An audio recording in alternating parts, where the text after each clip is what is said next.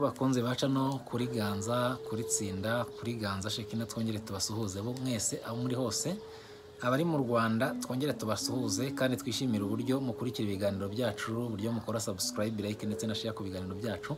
Twongere tubasabe tuti mukomeze mukore ibiganiro umunsi ku munsi. Hano rero tugiye kuganira turi kuganira hano Evode Uwizeyimana niwe tusa nabagarutseho, ariko turagaruka no ku bindi bibazo by'akarengane kw'abandi bantu. Bamwe bagakora ibyaha bagahanwa, abandi bakora ibyaha ntibahanwe.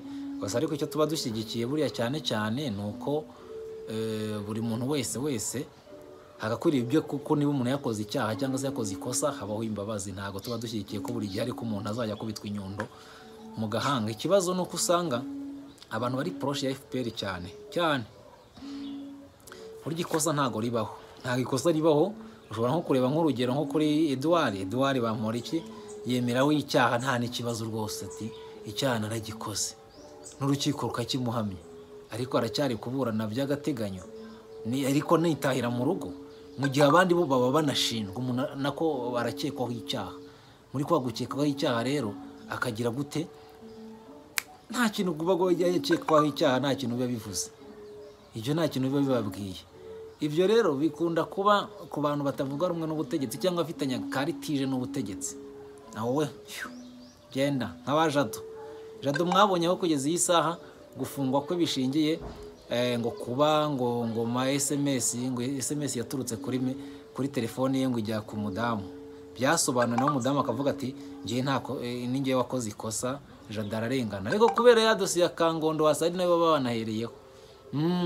Umuntu akajya mu nzu ye yayikinga, yamara kuyikinga yinjiyemo cyangwa se yagiye gukora serire zapfuye cyangwa sirindire yapfuye bakaza kumurega inyubako, yasenya inyubako kandi ari inyubako akodesha cyangwa cyo mu Rwanda biba bishekeje cyane, burya utarahahurira agira ngo ni ahantu. Evode rero barakantu ngeze kumubonaho gatoya nanone yasobanuraga ku mateka y'u Rwanda, nanibajijeho kantu wenda akareferanse nyina mu mwaka abonye, avuga ati ikibazo ahanini twebwe twatejwe, ati ikibazo cyisubiranamo ry'abanyarwanda cyaturutse, ntago njya nkunda kwizimba mu mateka, njye naharira abantu baza amateka cyane kugira ngo bajye bivugira, ariko iyo bavuze ntago mbura kubyumva. Hari utuntu nyine abantu bavuga ukumva nawe ubyibajijeho, ese ibi bintu koko niko bimeze, bisaba bireba ngo amateka y'u Rwanda nubwo tuyavuga uyu munsi, ariko njya mbona igihe kigeze ibintu byagenze neza, ariho demokarasi burya biba ari ubwisanzure bw'abaturage bari bose. Hajyaho ikigo cy'abantu babasaje kandi ku mpande zose zirebwa n'ayo mateka, bose bakagenda bakicara hariya bakayatonora bakayatonora, ati dore ibyo mwabishywe ni ibi, ibyo mwabwirwa ukuri ni ibi ngibi, dore ibintu nyabyo, dore ngibi turirefera ku bitabo ibi n'ibi, ku bantu aba bavuze ibi n'ibi. Kuko ari nk'ibyo bavuga ukumva wenda ukurikijwe n'inyigo zigize z'ubu ngubu ukabona ko bitunguranye.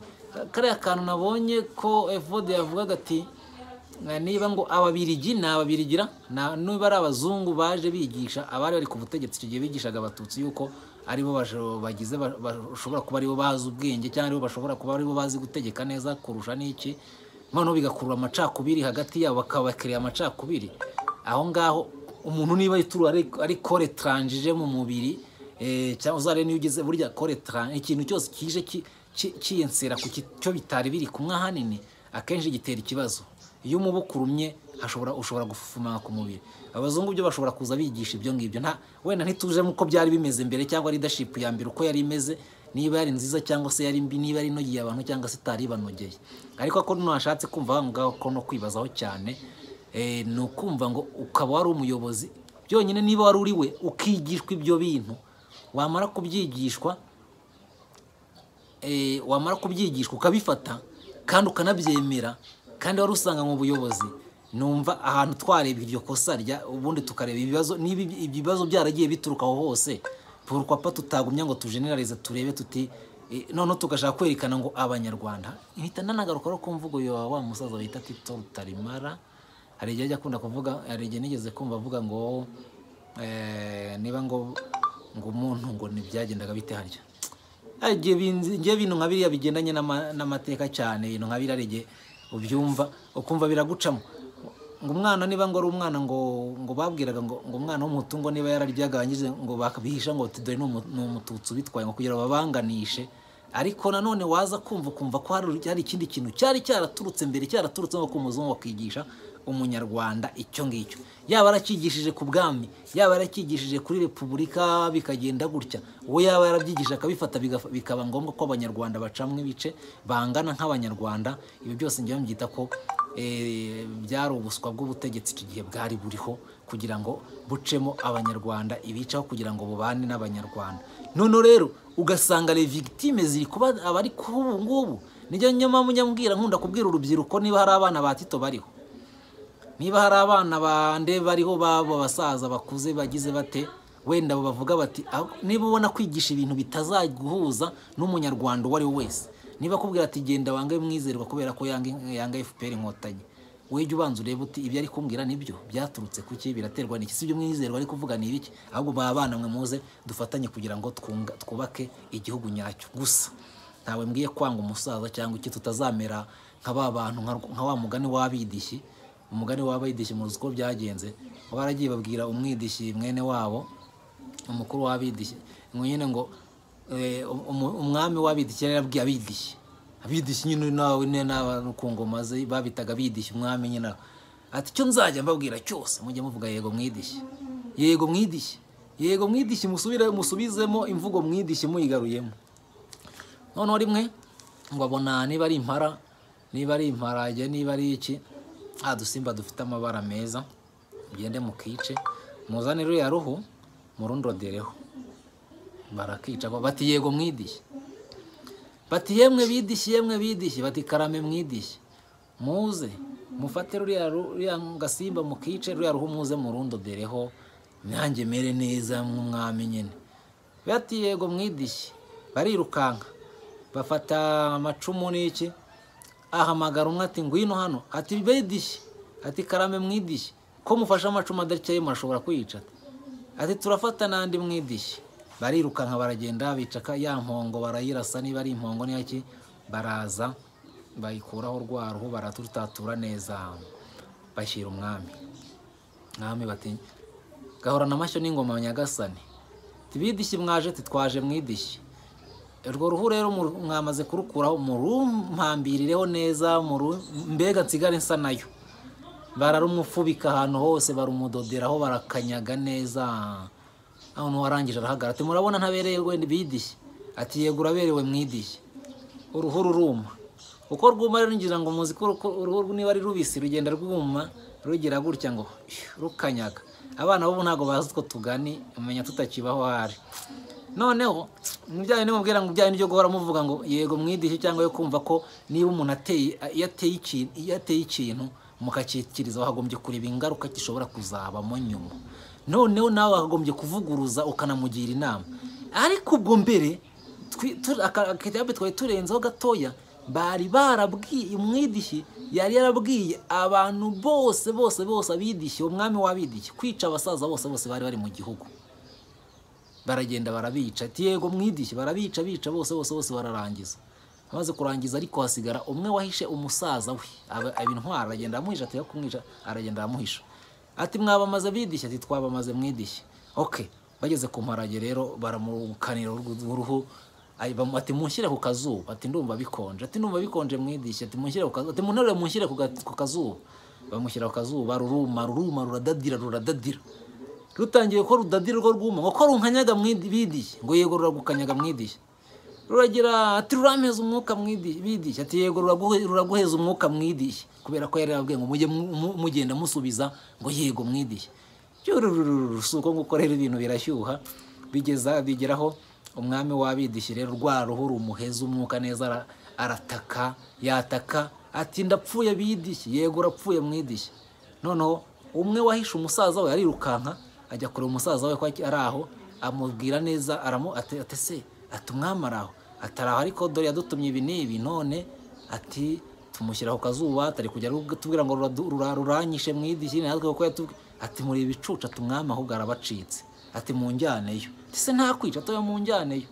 Noneho bamugejeje umusaza bamugejeje aho ngaho areba ukuntu umwami arimo akanaguzwa amaso nakubwo n'utwiso ko yari yaramaze yashyizemo uruhu no hose yapfutse arimo ataka huritira mu ruhu ati muzana akavure k'amazi nimara kuvazana akavure k'amazi mu murambikemo ruhu rwongere rugire ntibari babizi rero barambikamo umwami yumva rutangiye kurekura ati ninde ukoze ibi bidishye abidishye ati ninde ukoze ibyo mwidishye umusaza ati mwe mutuje bati muri umudodore ho barumudodora aho umwami arareba arumva agarura kuka aravuga ati si uyu musaza aturutse ubundi ati mwatumye kubica mwidishye ngenda ajya kumuhisha ati dore utamuhisha kandi niwe undengeye ati n'abandi bahisha abandi mugende mubahishure nuwo warusigaye nibyo rero nababwiraga nti umusaza burya ari umusaza hari igihe mugani bashobora kuba barahuye n'ibibazo cyangwa n'ibintu byinshi bafite mu mitwe yabo ariko bikaba bitagendanye n'ikinyejana twaba turimo ndavuga abafite ivangura bashaka kuvangura abanyarwanda cyangwa batifuriza abanyarwanda amahoro ntawe babwiye ngo mubice cyangwa mugire gute ariko kuba yakubwira ikintu ubona kirimo amacakubiri cyangwa se kwanganisha abanyarwanda na vision nziza urubyiruko tutifuza bose ntuzamubwire ngo yego mwidishye uzamubwire ngo ndakwiyamye mwidishye icyo rwose ibyo ngibyo ntabwo biri muri vision twe turi muri vision y'abizerwa kandi bagomba gukorera igihugu aho kantu sinkababwiye hano rero Vode nandi kugaruka ibyo ngibyo yavuze nakumvise numva karantangaje cyane benshi ntago bari babizi cyane mu rubyiruko ariko ubu ngo wakubita ukigendera hano Vode umugarutseho kubera ko nanone nari mbonye ikindi yari ikiganiro yakoranye n'ibinyamakuru hano avuga ngo ubu wankubita ukigendera Senateri Uwizeyimana ku makosa ngo yakuye mu makosa yatumye ava muri guverinoma burana bamurikeje ubundi wasanga agarutse yaratikuye biriya baramufatanye indonke n'ibiki byose ntibyagutangaza ejo bundi arangiza bati twa inkotanyi ntago uzizi wowe ukosa nutazikorera nawe kuba uzikorera cyangwa uzemera bahita bafata FPR bakayishyira hariyo ukayireba nka kwa kundi padiri ajya afata Eucharistia akayishyira hejuru ngo dore ntama w'Imana dore ikize ibyaha by'abantu no muri FPR rero ukuntu bigenda hari uwo bafata bakamushyira imbere ati dore FPR dore ikiza abariye ruswa ikiza abahutaje ikiza abakoreye abanyarwanda nabi babasenyeye atupfa kuba yizera gusa ibindi rwose ne equipe on échange par equipe kiganye deja tiaganye okay ubwo ngubwo rero Senateri Uwizeyimana Vode rero yavuze ko amakosa yanyuzemo yatumye yegura muri guverinoma y'u Rwanda yayakuyemo amasomo akomeye ku buryo bidashobora gusubira muri Gashyantare rero mu mwaka wa 2020 nibwo Uwizeyimana yeguye ku mwanya w'umunyamabanga wa leta muri Minisiteri y'Ubushinzwe itegeko nshinga n'andi mategeko icyo gihe yari amaze iminsi avuzweho guhohotera guhirika umukobwa ukora mu kigo gicunga umutungo mu nyubako icyo gihe ubundi ko amategeko yari amaze kuyajanjagura bya itegeko yajyaga avuga ngo bimeze nk'ishyamba ry'inzitane n'ubundi yari amaze kubizingura itegeko nshinga bamaze kuridoda n'ubundi aho ntiyaragikenewe ugomba kujya ahandi rero kandi ubu turanabibona icyo gihe rero yari amaze iminsi avuzweho guhohotera cyangwa guhirika umukobwa ukora mu kigo gicunga umutekano mu nyubako wari mu kazi ko gusaka abinjira muri Grand Pension Plaza noneho hariya twibuke ko hari abakobwa tujya tubona banambura ubusa babapakira ya modoka y'amasuku n'umutekano bari kuzunguza abo ngabo hari uwigeze abafata ahubwo nanjye nabyo nanavuga hari Vode ahubwo bari bamuhohote ubundi se yaziraga iki niba nabandi babikora bakabihorera uretse ko bamweretse ko nta kibazo kuko bamuhaye undi mwanya w'umusenateri ahubwo nibwo budasa ni ibibazo rero byaje gukemurwa mu nzira zikurikije amategeko ariko Uwizeyimana kuri ubu usigaye ari umusenateri mu nteko ishinga amategeko y'u Rwanda avuga ko yabikuyemo amasomo ubwo yari mu kiganiro kuri televiziyo y'igihugu yavuze ko ibijyanye n'imyitwarire y'abayobozi ari ikintu gikomeye ndetse baba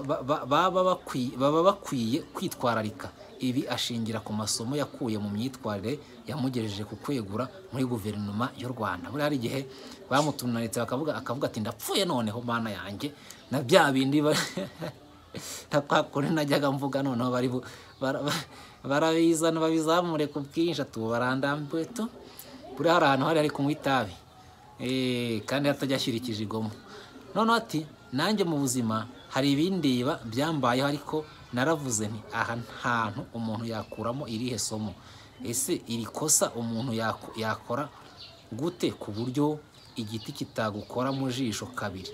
Hari ukuntu rero wavugaga ngo iyo agacaca kaguteze uragatema ngo katazongera kugutega. Iyo igiti kigukoze mu jisho ntikigukora mu jisho kangahe, ntikigukora mu jisho kabiri.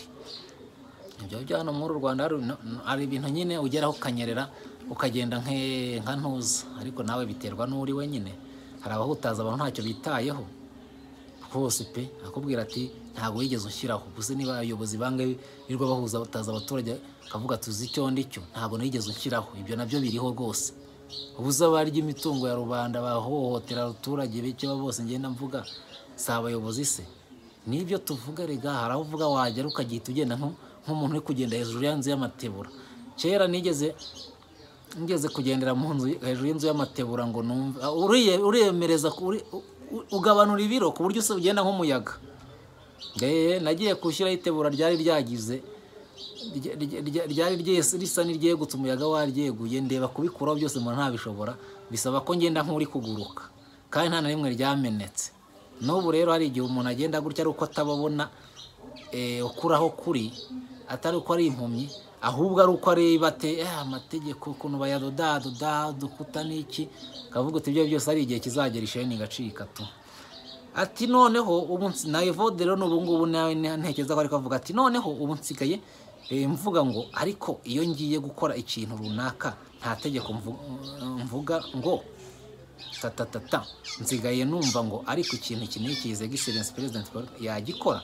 Iyo igisubizo kibaye yego ndagikora, iyo kibaye oya ndakihorera. Ariko si Evode ntatubeshye, ubu yagiye gukora ikintu aratekereza ngo Excellence yagikora. Uhuye n'umuntu akajya kugukubita, wajya gutekereza ngo His Excellence umuntu yamukubita bikagenda, wabwo se wamukubita mubonye, wakwibeshye zo bukamukubita, wakwibeshye zo bukarambika, ariko ntagiye mureba kubeshya. Ibeshye byonyine abagiye guhita tuvuge ari guca umuhanda wa Kimisagara ari Nyamirambo aza Nyabugogo, wibeshye uhagarare Kimisagara, uhagarare ku isoko Kimisagara kiri Nyamirambo, naho kamutuke n'akamodoka urebe ngo barakafata akajugunya nk'iriya. Ariko gukimutse, ariko murasetsa. Aze rero umuntu wese ugiye kuvuga atangira His Excellence na Senateri Uwizeyimana aravuga ko nubwo ari ibyahise ariko byamubayeho kandi bigeze amateka ye, ndetse ibyo akora byose biba bigomba kumenyekana kuko ari umuntu uzwi ndetse ufite abamufatiraho urugero. Ati nabaye muri guverinoma nyivamo neguye kubera ikintu kijyanye n'imyitwarire idakwiye kuranga umuyobozi urwego nari ndiho cyari cyabayeho. Hano yari yavuze ngo His Excellence ngo byagenda bite, wewe ndashobora kutagukoraho ariko abari kumwe nawe nibo bakwikoreraho. Mwarabibonye na Minisitiri Gatabazi uko byagenze, atangiye kumwegera, kandi burya Minisitiri w'ubutegetsi bw'igihugu na Perezida bagiye no mu baturage, burya Minisitiri w'ubutegetsi bw'igihugu abari hafi ye cyane, ubwo yagomye no kuba muri imbere, bagombye kuba agiye afatanya agatoki ku kandi. Honye ukuntu ahita agira gutya ngo we cyangwa umuntu wagiye gufotora. Navuga rero ko buriya iyo bigenze kuri iyo uri kumwe na Perezida ntago we abagomba kuza mu kwikubitira urushyi, hari ari gukubitisha abandi. Evode ati ntago ati ibintu Perezida atakora se. Noneho rero yakomeje agira ati none niyo bavuga ngo nirihe somo nako ese aho kugira ngo kibe ikintu kiguhungabanya imyitwarire ukwiye kuyigira nyuma y'ikintu nk'icyo ngicyo iba ari iyihe. Yakomeje agira ati nkunda kubwira abantu nti ubu ngubu n'umuntu yankubitira ubusa nkigendera kwituriza. Ibyo byo Evode avuga nibyo, natwe uzare n'abantu ahantu bari kurwana benshi hano, abantu akenshi ubona impamvu ngo badatabara ari umuntu wabimbwiye. Nari ndahantu nsanze abantu bari kurwana, ariko ngiye niroshye moda naragenda kurura, ari abagore babiri, ari abantu bari bagiye kwicana neza, umwe mbona batangiye no kuryana amenyo, ndakurura rwose, mbona n'abandi ahubwo baje kumutiva. Hari umuntu nabaje ngo yanguye uje gutabara igihe ngo hagera nk'abashinzwe umutekano mwese bakabajyana. Kubera iki se? Ibyo bintu ndabyamaganye. kubera abantu rero hari igihe niba byarabaye hari umuntu ugenda asa n'uri kugendera ku magi ngo kandi hagize umuntu upfa namwe bari aho ngaho n'ubundi byagenda gutyo. Tujye rero twitonda, ibyo kwitonda nibyo umuntu aragukubita urushyi yabaye nko ku bwa Yezu uko mwavuze, niho mbona mu Rwanda ukanahindukiza n'umusaya, ariko hari uwo unegera gutya bagakurura bakajugunya iriya. Ibyo rero niko bimeze, ubura niko biba bimeze. None rero yakubitaga yankubitira ubusa nkigendera, bivuze ngo rero ikijyanye n'imyitwarire ni ikintu gishobora kugwirira umuntu wari we wese uri mu rwego rw'ubuyobozi, yagikora kimutunguye cyangwa se yagiteguye. Senateri Uwizeyimana avuga ko umuyobozi asabwa byinshi, asabwa n'imyitwarire itandukanye n'iy'abaturage basanzwe. Ibyo by'umuyobozi ari uburyo yitwara nyine bitewe n'aho ari, ariko nanone nta bikabyo byinshi nta bikabyo byinshi cyane byo guhohotera abantu cyangwa se gukora ibitagomba gukorwa. Evode ni Uwizeyimana Evode, ngira ngo turamumenyereye cyane kandi turamuzi. Evode ntawe utamuzi, ariko Evode yagendaga nta murinzi. Ubundi ugera aho ujya kurwana cyangwa ujya kwisundikira umuntu udafite umurinzi uguprotokora, yaba minisitiri agiye bagenda nta mupolisi bagendana nabo baririnda. Yarataramenya iki. Hano rero hari uwo bita Eri Ngendahimana, ni hano ni kuri page y'Igihe igihe.com, kuri page icyo ku itariki 23 November. Noneho yarataramenya ikipe yinjiyemo, ukwikina ariko by'ubusa. Izina yabise agatsiko k'amabandi azarizira, niko avuga. Noneho Emmanuel Nyirimana aravuga ati Evode Uwizeyimana muri opposition ati leta ya FPR ni agatsiko k'amabandi yitwaje intwaro. Muri leta ati opposition nk'ikimodoka kiraho kitagenda ariko kinywa essence. Mu by'ukuri yihangiye imirimo, umunwa we uramutunze. Uyu niko avuga. Noneho bita Prote Gasore, uwo bana naritonde cyane. Buriya umuntu ukubita umuntu atazi bahuye bwa mbere emprise bari ku kazi ubwo mu rugo biba bimeze bite. Noneho bita Boringo Rashidi, ubwo se uyu udashobora kurwanira uburenganzira bwe yarwanira ubwa rubanda, yinjira mu gatsiko k'amabandi kitwaje intwaro yabitewe n'inda, nakomeze yigengesere ayihahire. Evode abantu hano ndi kubona rwose ari kuri page y'Igihe. Noneho Claudine Umutesi, ayo makosa ntiyayavuze mu izina ntimugahimbe, yavuze mu izina ntimugahimbe. Yareguye ntakiri senateri, ngo niyo bita Gadi Photocam. Noneho Emmanuel Nyirimana aravuga ati ninde se utazi ko Evode ari igisambo cy'urunwa, uzatinye usenze wiba leta akiba opposition. Hano turi gusoma, impamvu turi kubisoma nuko biri kuri page mu gihe itarabisiba, ni kuri Facebook page. Turi kubisoma ku kinyamakuru cyane, bagira uvuga ngo twabigize dore ngaha turimo turasoma. Noneho Jean Marie Vianney niba ari Gasangwa, uyu mugabo ni umwe mu bakoze umunwa kurenza ibikorwa bizima yagambiriye kugaragaza dushingiye ku mvugo yari afite ku bitangazamakuru nka BBC. Ariko nibyo babwiye ngo FPR barayimanika hariya bakayishyira ngo dore FPR dore ikize ibyaha by'abadututse, dore ikize ibyaha n'ibyaha ibyo byose ngo baba barakoze iki. Pfa kuba uvuga uti FPR oye rwose icyaha kivaho, kandi ingero nagenzi baha kuba rero yaravuze yaragize gutari bakaza kuyoboka ibyo byaha bihita birangira. Kandi urebe utarayobotse wavuze nkawe ni ibibazo. Noneho iyo ni imitwe wo bita Ro Kamishi Pati Patriarche nibahaha. Noneho Uwiringiyimana Diogene umunwa wo byaramunaniye veribodiste. Noneho Bizimana Shabani guma ikivugo cyiza. Noneho Karegeya Ivanovic, ariko nibyo iyo ufite amafaranga niyo umuntu agututse ntumusubiza. Volontaire ver arabeshya. Uwo bita Jaguar yabuzwa n'iki arahaze. Ahangaha ni kuri page Igihe, niko twababwiraga twari turimo dusoma iyi nkuru ya Evode Uwizeyimana dusanzwe tumenyereye. Abantu benshi bati yaranavuga ngo agatsiko k'amabandi, tiko yavugaga se ngo ni agatsiko k'amabandi mwamugize mute? Ku icyo muzi ari uguhimbira ku muntu wikoreye agakosa gatoya n'iki, cyangwa se umuntu ngo avuye kurangura, cyangwa se ngo mumufatanye forode, cyangwa se ngo muramuketse ukumva ngo muramurashe, ibindi n'ibindi. Ariko uwayobotse koko bitewe n'ibya bindi njya mbabwira ngo muri politike nta nyungu, nta rukundo, ni inyungu. Inyungu gusa nizo zikora muri politike kurusha ibyo twita urukundo. Ibindi byose kuba ari ukwishuka abanyarwanda, abanyarwandakazi. Ntitukageraho twibeshya. Niko politike njya mvuga yuko ari politike ya sekibi cyangwa se politike y'ikuzimu iba imeze. Nuko biba bimeze, nta mpamvu yo kugira ngo abantu bibaze ku bintu byinshi kandi bibaze ku bintu bigaragara. Nta kitaba kigaragarira buri munyarwanda uwo ari we wese. Ariko icyo tuba twifuza ahanini twese ni iki? Icyo tuba twifuza mugane w'abanyarwanda ni amahoro. Ni amahoro, ni ubumwe bw'abanyarwanda, n'ibyiza by'abanyarwanda, kandi twese bizatugeraho mu gihe cyose tuzaba twakoze bimwe njya mbabwira byo gushyira hamwe.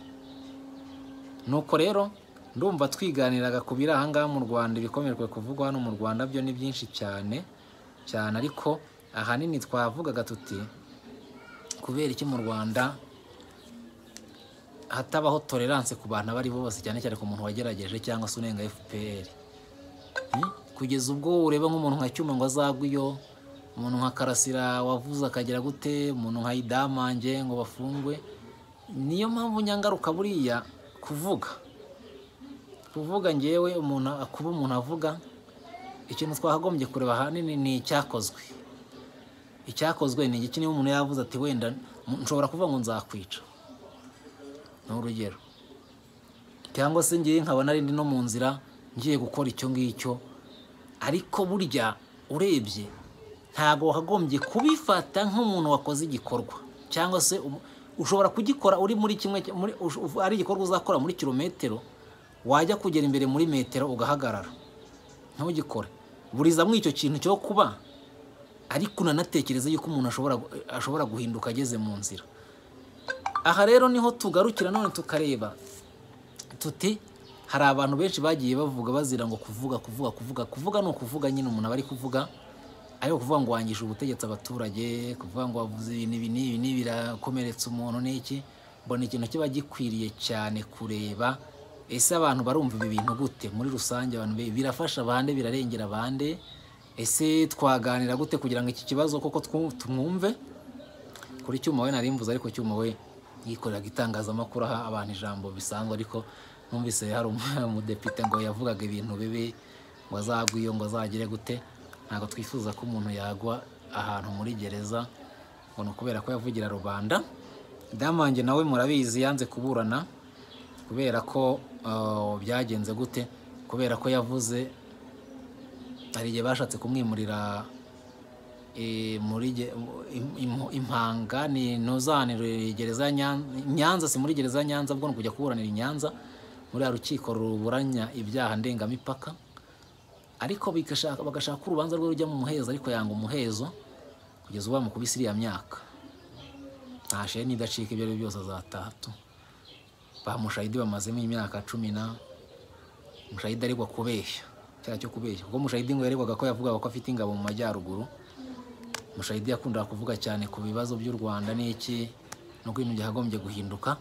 Mushayidi birangira afashwe ari byaye navugaga ni politike y'ibiyaga bigari, nabo politike y'abanyapolitiki. U Rwanda rwabanaga n'u Burundi neza, bagafata umuntu nka Mushayidi bakamuhereza u Rwanda, ariko birangira u Rwanda n'u Burundi bacanye umubano mu mwaka wa 2015 na 15 ku buryo aho bari guca wari no kuwacisha umuriro, bavuga yuko abanyarwanda cyangwa se leta y'u Rwanda, ariko kubeshyira abanyarwanda bagerageje, aba bategetsi b'u Rwanda bagerageje kugira ngo bafashe abari bahagurukiye imigumuko no gukora kudeta i Burundi. Kudeta yaje gupfa bavuga ko Nkurunziza yavuyeho byarangiye. Kiragiye Burundi bwerekanye power yabyo, bwerekanye imbaraga zabwo mu buryo bukomeye cyane, na n'ubu gihe none ubu ngubu Burundi bwongeye gusubirana n'u Rwanda, ntawamenya. Ari nabyo twanavugaga Kongo narabibonye nabyo, kubera ko bwa Kabila bati passe muze mukora ibi n'ibi.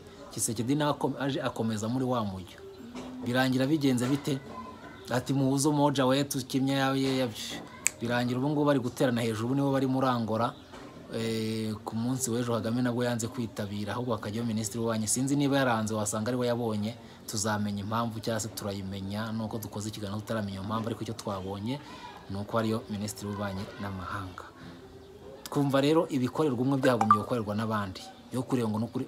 Ariko se niba ariko systeme yubatse, hari igihe bavuga bati usundi nk'uyu twamukura hehe, twikuyeho bampora iki, twakure undi utuvugira amahamba nka gutyo, utubyinira uvuga ngo yego mwidishye karame mwidishye, Ivode twakurayo undi nkawe uvuga nka gutyo, uza akafata ikizingo cyo mategeko ameze nk'ishyamba agashwanyaguza agakubita akagira gute. Nuko nguko politiki iragatsindwa. Nuko rero reka twiganire ku musozo bakunzi bacu. Ndumva iki kiganiro atari kirekire cyane, tubashimira uburyo mukurikira ibiganiro byacu, uburyo mukomeza kutuba hafi muri bya bindi tujya tubabwira tuti subscribe, like ndetse na share. Abantu batubwira bati ibiganiro byacu, bamwe bati ntitubikunda, abandi bati turabikunda. Hari abazavuga ati ntugashyiremo indirimbo z'Imana. Mu by'ukuri reka mbabwire, ntabwo umuntu uzi ko azaza yo nta n'igihe izanaburamo dayeri. Icyo cyo rwose muzabifata uko mushaka, twe dukunda Imana. Nta n'igihe hari n'abantu tugaye tuvuza ngo ni ibintu bya politiki tubivange n'Imana, ngo mu kiganiro Imana niyo dushyira mbere na mbere. Imana ijya kurema habanje Imana, na Bibiliya ujya utangira mbere na mbere Imana. Ntabwo dukina politiki y'ikuzimu wumva ko Imana ikeneye kuvugwa, ntakageza ku rubuga kuri Ganzo, kuri Tsindo, kuri Ganza Shekina. Ngo rwose tumuhaye akato kwako ngako, kuko turi gushaka kubaka igihugu cyubakiye ku Mana, cyubakiye ku rukundo rw'Imana n'ubuntu bw'Imana. Nuko rero nuko dukora, nuko bimeze. Niba wumva indirimbo udashaka kuyumva, ntuzatubuze kuyivuga, tuzayivuga, kuko uzi ko ari itangira, ntabwo irenze umunota ibaye muremure. Ujye ureba uti mfungura mfunga amatwi ngenda ariya, niba wumva Imana ikublessa. Ariko ikiganiro ntabwo tuzabura mu Imana, uko nibigera no hagati twongera tuvuga izina ry'Imana, kuko tugomba kuyamamariza imbere y'abantu. Imana idukorera ibikomeye cyane byinshi, tutayivuze se twavuga nde? Tukuvuga se? Nta mpanga ya Yezu twe tuvuga, imezu n'umwe kandi n'Imana. Nuko rero reka mbashimire, ni Mwizerwa Silva, Perezida PS imbere kuri Kigali mu Rwanda. Ikiganiro rero nakagaruka, mugubwe neza.